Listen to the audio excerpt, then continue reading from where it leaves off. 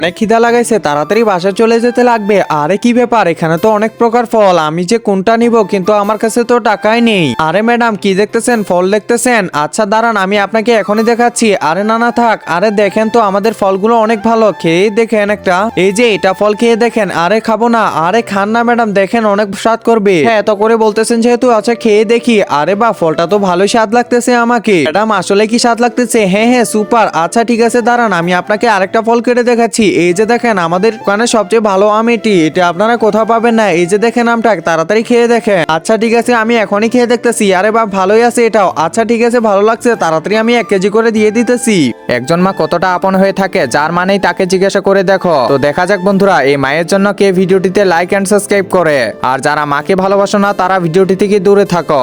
এই তো আমটা উঠানো হয়ে গেল, এখন তাড়াতাড়ি করে এগুলো ফল উঠায় নেই। যে ম্যাডাম শুনেন, এগুলো দিয়ে দিচ্ছি ঠিক আছে? আরে না না, আমার কাছে তো টাকাই নেই, আমি ফল কিনিব, আমি গেলাম। হ্যাঁ আপনিই তো খাওয়াচ্ছিলেন। আরে এতগুলো ফল খাওয়াইলাম, এখন নাকি কিছুই নিবে না, আজকে তো আমার খবর আছে। আরে স্যার, চিপাকনামি করো না, যাও এখান থেকে যাও।